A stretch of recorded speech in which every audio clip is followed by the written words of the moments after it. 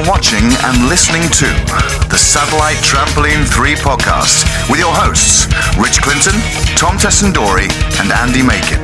Join us as we discuss anything but politics. Save me. I don't think I can save myself. Help me. All right. Yeah. I mean, yeah, okay. Easy. Right, so yes, we were talking, and I was going to talk about the thing that I let in or got into later on in life, musically wise, which we have talked about before, which is Rush for me. And so talking as we were about sort of Maiden and Priest and around that time, Rush had passed me by at this point. Like with you, Rich, you were saying about Priest sort of being in that sort of late 70s, sort of before the, what was it? Nwobum, the new wave of British heavy metal, because they got lumped into that afterwards, but they were before it, weren't they? Yeah.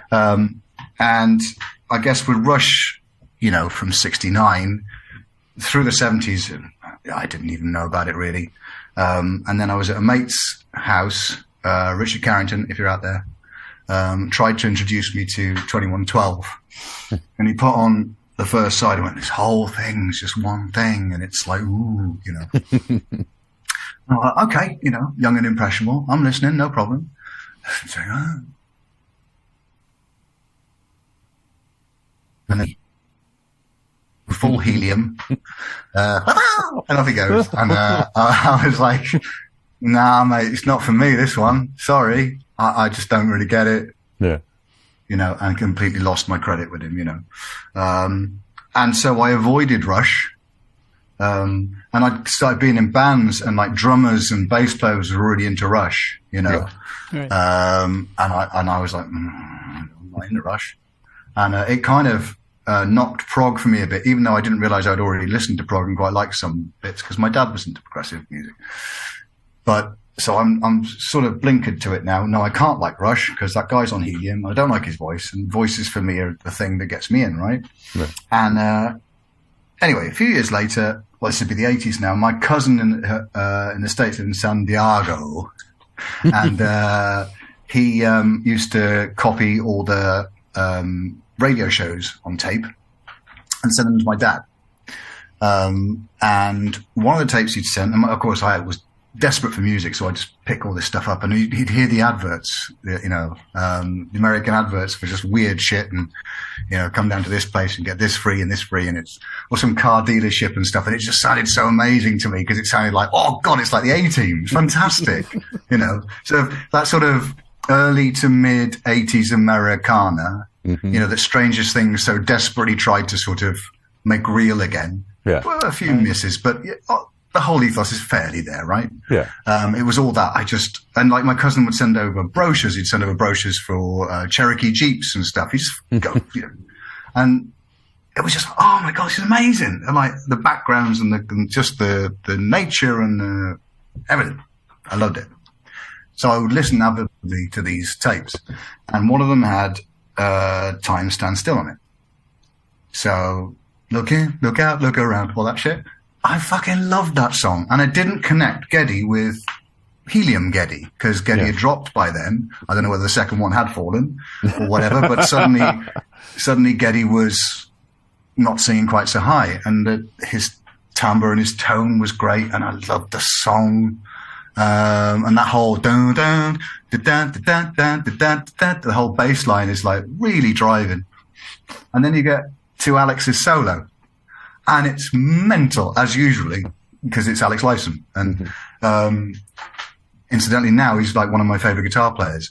Yeah. But it's just that Alex Lifeson chaos bit. Here's your solo, Alex. Just, you know, tape a guitar to yourself and tape a guitar to yourself and throw yourself down the stairs. Right. You know, it's like, and off you, right? Amazing. And I never associated, because the guy on the radio never said who it was. Yeah. It was just like a bad edit, and it went somebody else. And many years later, I had I think it was like a compilation album of Rush that somebody lent me. Like they'd compiled it. It was like a home tape thing. And it was all their 80s stuff. And it just floored me. I loved it. Absolutely loved it. And from there, it opened up because I was already a musician by then. So then I was like, well, let's open up this thing. What we got? And I went back to the 70s stuff. Mm-hmm.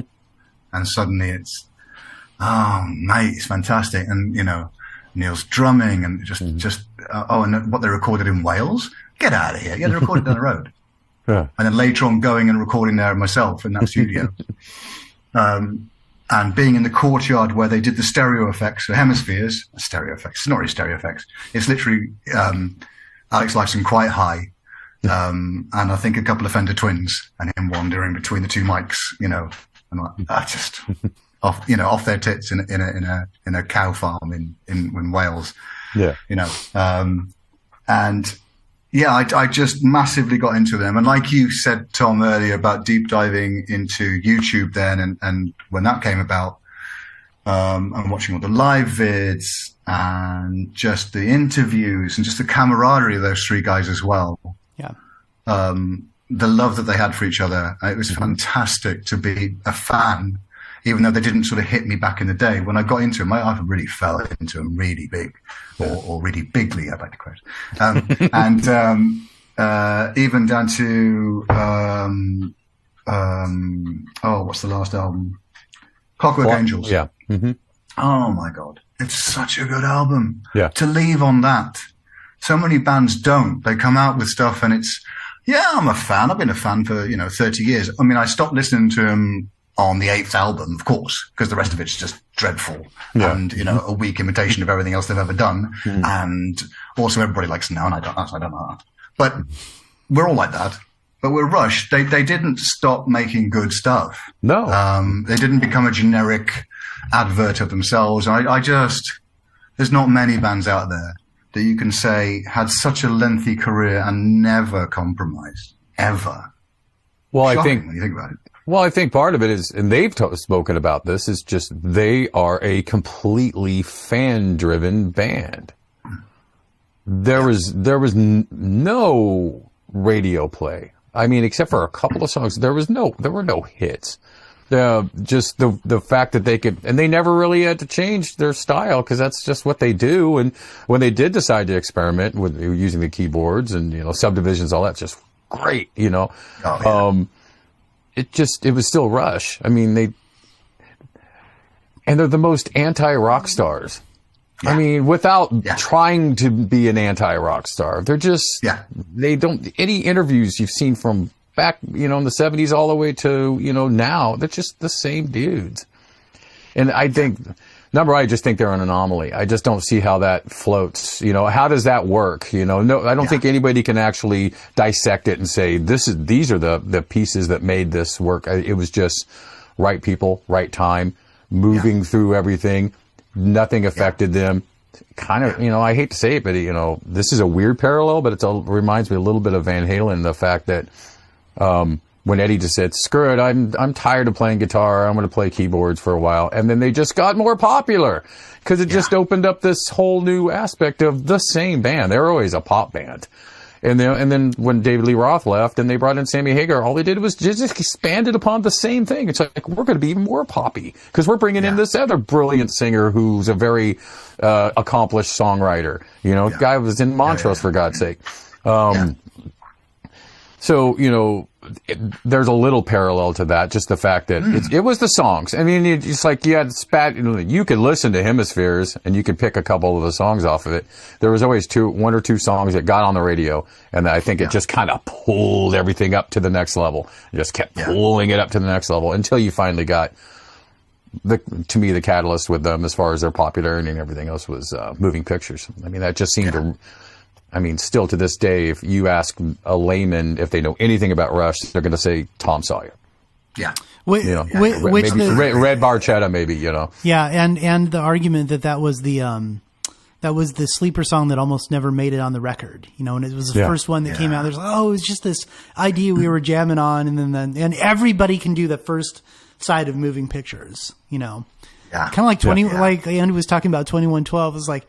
That guy, I remember being all like, I can't believe he is tuning his guitar in the middle of the song when there's a waterfall. I'm just like, what? And of course, and weirdly for us, and this is the other kind of weird collapse with Rush. they were like kind of lumped into that heavy metal thing. So when I would see people, at Record Garden in Eugene with like, whatever, like British Steel, t-shirts on and stuff like that, there would always be like a Rush or a Doors, shirt next to it. And I'm like, oh. But that guy would stink of patchouli oil and have like little moths around him. Well, it was Eugene. Yeah. I did grow up in Eugene and. Right. Fair enough. Which already had that. There's always like that really sort of like oily, greasy guy who'd worked on his Triumph Bonneville for like 3 weeks and the oil still was leaking. And he'd be the one with the battle jacket on with the Rush patches. Yeah. Yeah, totally. That weird. A lifer. Yeah. That weird, and then, when you first walk into that, you open the door into Rush, you're like, oh my Lord. And then it's like the songs are like the metal people like Fly By Night. Yeah. Right. I always thought that was kind of weird. Fly By Night. It's like, yeah. Yeah. I think I'm going bald. I mean, come on. It's just some weird shit. But yeah, I don't know. I think maybe in the States getting sort of lumped in with the rock stuff. I mean, they opened for Kiss. I mean, it was their big break, wasn't it? Touring with Kiss. And perhaps that was what it was. Over here, you had, I mean, let's if we're talking what qualifies it as sort of metal, well then Rush were on those outskirts along with AC/DC, because AC/DC is just a bar band, man. But they're the biggest bar band in existence and always will be. Yeah. But they weren't a heavy metal band. No. They're just a rock and blues band, really. I think I know why. Because the States are the biggest market. Yeah. And the States define things a certain way, and we talked about this in the past that we didn't have heavy metal. There were no heavy metal bands here in the 70s. You could call the bands that we called metal, until like Metallica or somebody came up. That whole, in the 80s, there are no metal bands. They considered Kiss. Tom will be, right along with me when growing up when we were kids. They considered Kiss to be a heavy metal band. Yeah. I mean, probably the heaviest band there was at the time that was actually popular was Aerosmith. There are no popular heavy metal bands in the 70s. So Rush is heavy metal in the United States in the 70s because there isn't anything else. I mean, their closest approximation, I mean, we've had what Blue Cheer or Iron Butterfly and those Cactus, maybe Cactus, or Mountain. Yeah, right. Yeah, but still, just heavy rock and blues. Yeah, really. Yeah. Whereas I guess Rush had the Yes influence, and what do you do with that? Do you label, well, that's progressive rock? Well, no, it wasn't. Then it was just Yes. So I guess Rush, if you were going to put them anywhere, they were a heavier Yes in many ways. So perhaps that's what it was. Perhaps it was the guitar and the drums were high in the mix, and I don't know. And the lyrical content, when you start getting into, writing these concept albums, and, it's like you're dealing with prog then, and then there's some crossover with prog into metal, and, of course, again, here in this country, we didn't have that in the 70s. We had one, and I will fight a person with a spork that will say that Kansas is not a progressive rock band. Kansas is our progressive rock band. They are held the torch, and they were popular, and they were probably the only thing that you could put in all that mix at the time, and they sounded like themselves. That's another band that's like we'll have some sort of conversation about it at some point in time. Yeah, that's a crazy band. Yeah. Still going too. They're playing right now in Syracuse, New York, or somewhere. A million years after forming. Yeah, it's crazy. Yeah. So I mean, Rush were mine.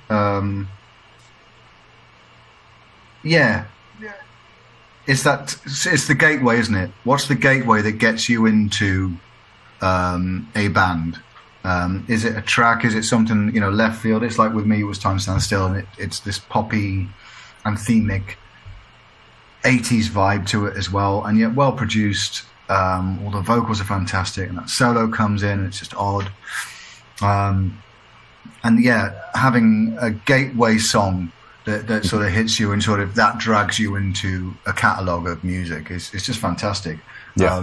And I think the issue that I have with, and this is old man shouting at the clouds, I guess, but is with Spotify and just having the option paralysis of just listening to anything you like. Yeah. The radio was so important, and MTV, but for me, the radio was so important. We'd have the Friday Rock Show here, and you'd get your C90 tape, and you'd have your record and play ready, and you'd be introduced to stuff that you wouldn't be able to go. You couldn't just go down and buy the record because you might just waste your money on the fucking record, right? We've all been burnt by a good album cover, and so you'd listen avidly, and it'd be like, I'd hear something odd, and it'd be like, oh, what's that? That's different. What's that? You know, like just, I mean, especially when Guns N' Roses were about, or had already kicked off, Appetite had come out, and everybody had heard Guns N' Roses. Everybody was like, oh, this is amazing. And then you had all the other people were furiously backcombing their hair and sort of rubbing themselves in a bit of dirt, so they looked a bit more rock and roll than glam. Right. So you'd have, in the UK, you'd had like Choir Boys, who were a really good rock and roll band. They were very Stones-like, and they're still going as well. Yeah. Dogs d'Amour was another one. And you'd end up going down that avenue. Well, what else was there? Well, then you have Mike Monroe and that sort of stuff, and the punkier side of things. Wild Hearts. Yeah, the Wild Hearts, yeah. I mean, Ginger, the guitar, the main guy of the Wild Hearts, was in the Choir Boys. There you go. Seamless Link. I was actually in a band for about 5 minutes with Danny McCormack, who's a bass player for the Wild Hearts. Yeah. Shout out to Danny if you're around. Hello. An amazing bass player, really, really cool bass player. Played bass like a sax player, all lines all the time. Just amazing. So there was that stuff kicked off here massively, and a Guns N' Roses pretender, I suppose you'd call it, rapidly on the coattails. You know, like every record label was signing up everybody who looked vaguely like them or sounded like them. So Faster Pussycat. Remember them chaps? Yeah. Well, there's a band over here called The Almighty, Ricky Warwick's band. Excuse me, Ricky plays for Thin Lizzy as well. Yeah, he's the frontman for Thin Lizzy. And his band, The Almighty, they did a headline tour, and they were supporting Faster Pussycat. We went to see The Almighty, and they were great. And then Faster Pussycat came on, and Tie Me Down, Tie Me Down, yeah. Is it Tie Me Down? Oh Jesus, right. I always thought it was Tame Me Down. It was just, can't be Tie Me Down, surely. He wouldn't be that. Yes, he is. So, and he came on, and he had a big medallion on, and did some. They had an off night, just to be kind. They had an off night. But so many of those bands were just signed immediately. You know, it's the same with the grunge thing. Especially sort of not necessarily so much Nirvana, but like Pearl Jam alikes. Yeah. Like the Creeds, who went massive, but it was all that singing, all those guys. My God, everybody was wasn't it? It was the Jarl, I think they called it. Jarl.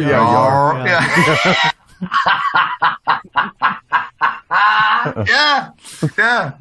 I mean, Christ, what did he do to everybody else? It was funny because he's so original. It sounds wonderful. I mean, like Jeremy is one of my favorite songs. I love that song. I love the lyrics to it. Clearly, I remember picking on the boy. He seemed a harmless little fuck, but we unleashed a lion. I mean, come on, right? What fucking lyricist? He's incredible. The vocal talent, that guy, amazing, but also condemnable just for the fact that a billion other people tried to sound like him and just sounded like they were, I don't know, trying to gargle talent with a 2-ounce mouth. You know what I mean? It was it's terrible, right? Yeah. That's the fuck. Or the comparisons that were made at the time. Like I remember hearing or reading in like Hip Raider or something about like, Stone Temple Pilots, it sounds like just like a copy band of, Pearl Jam. Like, what are you talking about? Like, they're very, very different sides of the West Coast. Apart from, when the dogs begin to smell her. Yeah. Right? That's off chord. Yeah, the first record, yeah. Down, down, plush, right? Down, Yeah. down, down, back up, yeah, it's good. Yeah, it's good, yeah. but And it does sound a lot like Pearl Jam. Here's an idea for you, Andy. Yeah. Go into bands that have a better sophomore release than their first one. Yeah. Now, we don't have to do it today because everybody can think about it. But you said that and Plush came up, and I'm like, or not Plush, I'm sorry, Purple came up, and I'm like, dude, that is an amazing record. Sail me down the river. Yep. Right? I just, dude, Led Zeppelin 2? Okay, stop. Yeah, but it's funny. I did have a thought about Rush.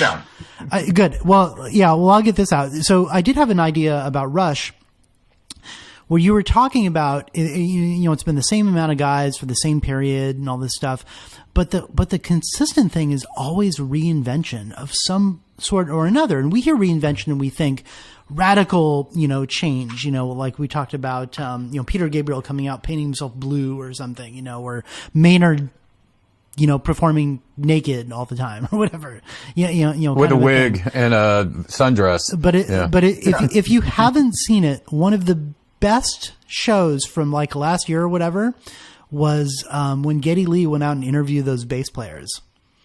And he is such the down to earth dude, just drinking his wine, just kicking back, and stuff. And then you're all like, Les Claypool's not that weird.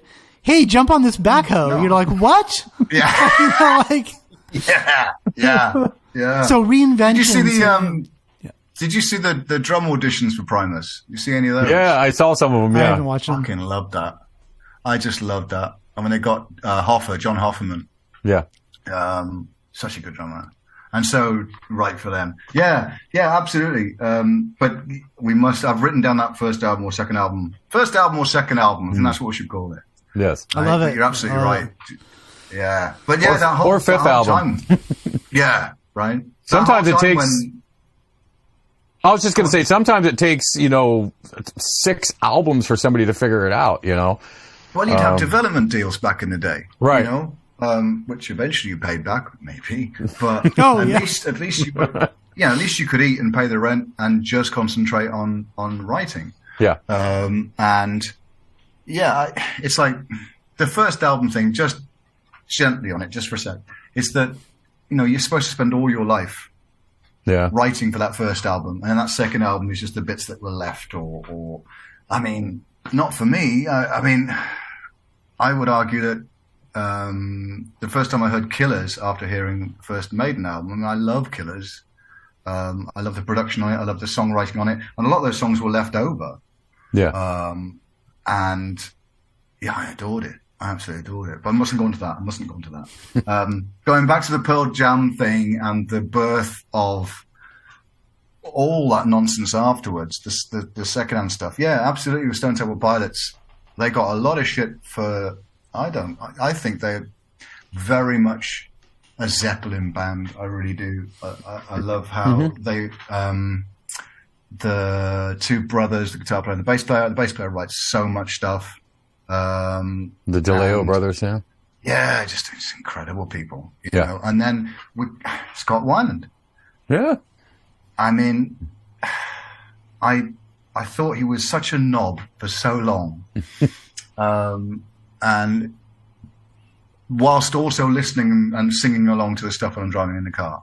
Yeah. So I could divorce myself from that.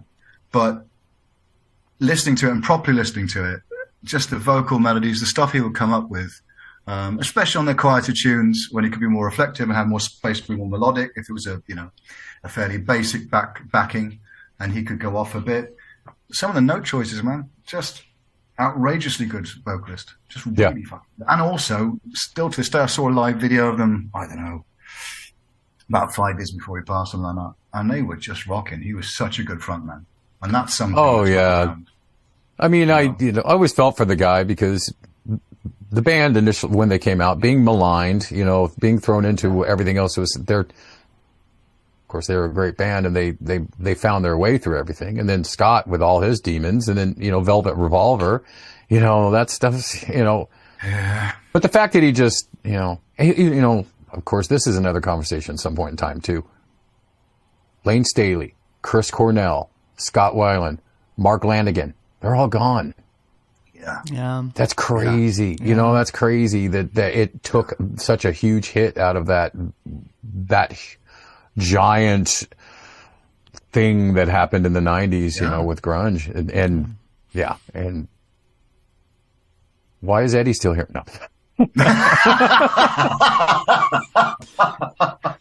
And I only mean that in the fact that you can't tell me that guy hasn't had a hard life, you know, and everything else. He was right there in the mix with everybody else, what was going on, and somehow he skirted around it all. You can't tell me they didn't dabble in everything else everybody's dabbling in. Do you think, though, that, I mean, I'm just hypothesizing here, fellas, but I mean, that he's been more open with the issues that he's had, and I just get the feeling he's probably been more open with his band. Yeah, I think so. Probably. Whereas the other guys might have been a bit more closed off and trying to deal with it internally.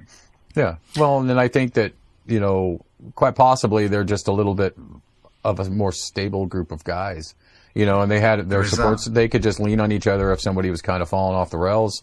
And I'm not sure if that was the case with all the other bands, you know. Yeah. And I forgot Nirvana too. I mean, you know, Kurt Cobain in there too. So that's another one. Yeah. But I also think that the more creative control and the less feeling like a rabbit in the headlights, because Pearl Jam after 10 went, right, we'll do what the fuck we want now. Thank you very much. And this is what we're doing.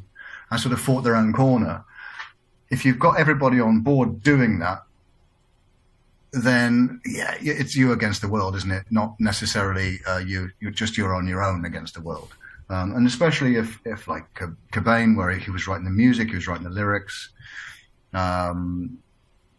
There's a fragility to that gentleman, which I don't think could have been safety netted. Whereas somebody like Eddie Vedder, and I'm just hypothesizing here that if the issues that he had, I think he, like you say, he had a supportive structure around him of his peers, you know, and that's so important. Yeah, and you know, and I think you know, he found some sort of way to get it out of his system through the music. I mean, because you know, it's not vague in a lot of the music in Pearl Jam. It's like it's very out there, you know.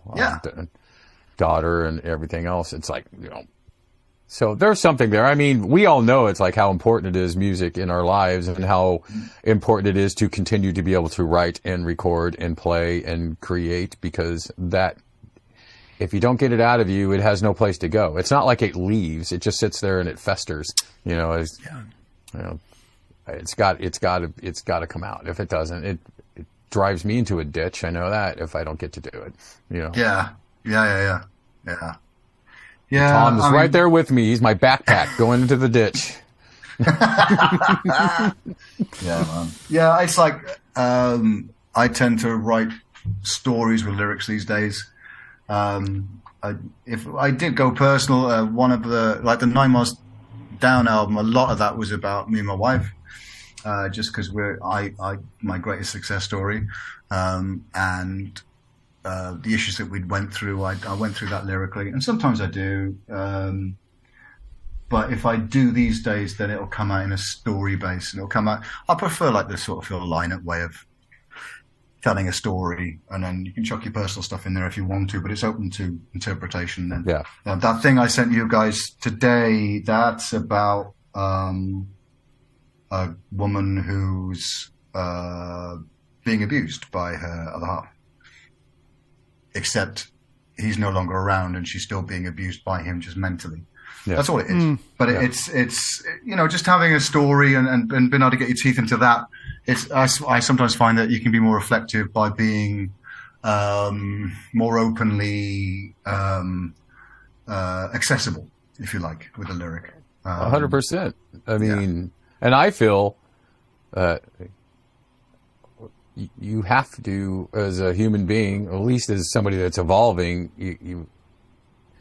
your lyrical matter and your creative output is going to change also because of what we have behind us. There's a whole, you know, million miles behind us that we can reflect on, and things don't change. They don't become any easier. I mean, the way you deal with them and the way you get around it is differently. And it, and being older creates a different type of angst. Whereas you have the youth angst, all of a sudden you have mortality angst. It's like the end is in sight. It's like ticking, fellas. Yeah, and so there's that in the background too. So I mean that changes the way you write also. Yeah. Yeah. It's man. But I don't. It is what to me. It is what it is. It's like oh my God, we're going down. Anyway, I'm talking about our time. So, but that too. But.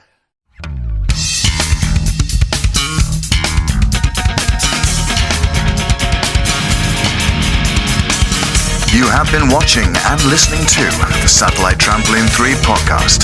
Thank you for your company. Catch us next time.